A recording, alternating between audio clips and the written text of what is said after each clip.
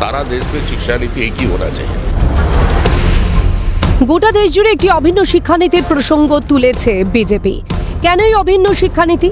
প্রথমে এটা বুঝে নেওয়া যাক, গোটা দেশে অভিন্ন শিক্ষানীতি থাকলে শিক্ষার্থীদের মধ্যে বৈষম্য দূর হবে, যার ফলে হিন্দু মুসলিম নির্বিশেষে সকলের জন্য শিক্ষার সমান সুযোগ নিশ্চিত হবে।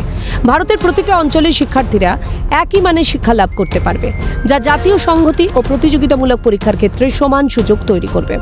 ভারতীয় জনতা পার্টির নেতৃত্বাধীন কেন্দ্রীয় সরকারের অন্যতম প্রধান ফ্ল্যাগশিপ এই প্রকল্পের মূল লক্ষ্য ভারতের পুরনো শিক্ষা ব্যবস্থাকে আমূল বদলে ফেলার। सारा देश में शिक्षा नीति एक ही होना चाहिए।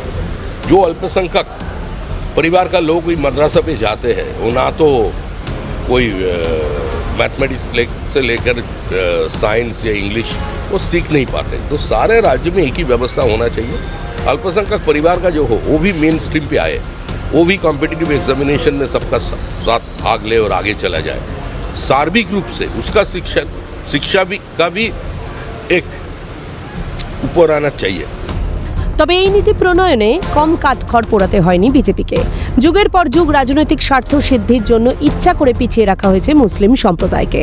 ভারতের আধুনিক শিক্ষা ব্যবস্থার আলো বেশিরভাগ ক্ষেত্রেই মুসলিম পড়ুয়াদের উপর পড়ে না। প্রধান কারণ হিসেবে আনা যেতেই পারে খারিজি মাদ্রাসা প্রসঙ্গ।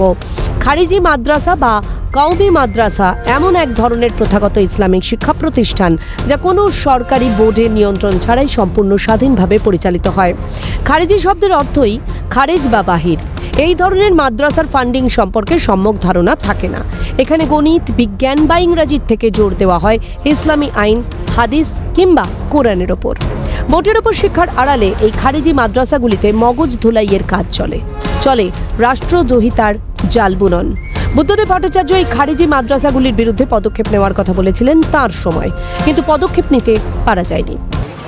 দেখুন, খারিজি মাদ্রাসা নিয়ে বুদ্ধদেব ভট্টাচার্য যে বিবৃতি দিয়েছিলেন এবং সেদিন যদি বুদ্ধদেব ভট্টাচার্যের কথা তার পার্টি মেনে নিত, বুদ্ধদেব ভট্টাচার্যকে স্টেটমেন্ট উইথড্র করাতে না বাধ্য করা হতো, আজকে পশ্চিমবঙ্গের যে সাম্প্রদায়িক সন্তুলন যেখানে গিয়ে পৌঁছেছে এটা পৌঁছতো না। মাদ্রাসাগুলি অনেক ক্ষেত্রেই জাতীয় সুরক্ষার ক্ষেত্রে বড় প্রশ্নচিহ্ন হয়ে উঠেছে। এটি নেহাত কথার কথা নয়, অসংখ্য উদাহরণ রয়েছে। 2014 সালের খাগড়াগড় বোমা বিস্ফোরণ তদন্তে জানা যায় জেএমবি জঙ্গিরা বীরভূমের শিমুলিয়া এবং বর্ধমানের মুকিমনগর এলাকায় অবৈধ মাদ্রাসা গড়ে তুলেছিল। সাকিব গাজী এবং ইউসুফ শেখ ধর্মশিক্ষার আড়ালে অস্ত্র শিক্ষার প্রশিক্ষণ দিতেন।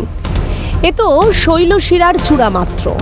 আল কায়দার সঙ্গে যুক্ত হাফিজুর রহমান মুফতি অসমে একটি মাদ্রাসার শিক্ষক ছিলেন। তালেবান শব্দের অর্থই হলো ছাত্র মানে মাদ্রাসার ছাত্র। বর্তমান সময় মাদ্রাসাগুলি পশ্চিমবঙ্গের বেশ কয়েকটি জেলার জন্য রীতিমতো একটি শাসানি। যেভাবে র্যাডিক্যালাইজেশন বাড়ছে, যেভাবে মৌলবাদ এর একটা বাড়বাড়ন্ত শুরু হয়ে গেছে পশ্চিমবঙ্গে, এবং যেভাবে হেড স্পিচ ছড়ানো হচ্ছে, কোভিডকালের পরে কুচবিহারকে সেন্টার করে ভারতবর্ষের বিভিন্ন জায়গায় তারা মডিউল এস্টাবলিশ করে দিয়েছে। আইএসআইএসের জঙ্গি ধরা পড়ছে এবং এগুলোর আঁতুড়ঘর বিভিন্ন কিছু খারিজি মাদ্রাসা। আমি সবাইয়ের কথা বলছি এবং এই কথাটাই বুদ্ধদেব ভট্টাচার্য বলেছিলেন।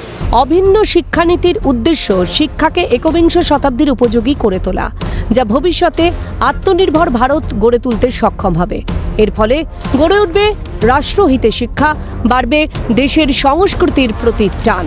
পড়ুয়ারা শুধু পুঁথিগত শিক্ষায় শিক্ষিত না হয়ে হাতে কলমের কাজও শিখবে এবং পাশ্চাত্য শিক্ষার সঙ্গে প্রতিযোগিতায় সক্ষম হবে।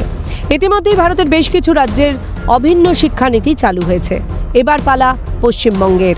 2026 সালের মে মাসে রাজ্যে পট পরিবর্তনের পর পশ্চিমবঙ্গে জাতীয় শিক্ষানীতি প্রণয়নের বিষয়টি ত্বরান্বিত হতে চলেছে।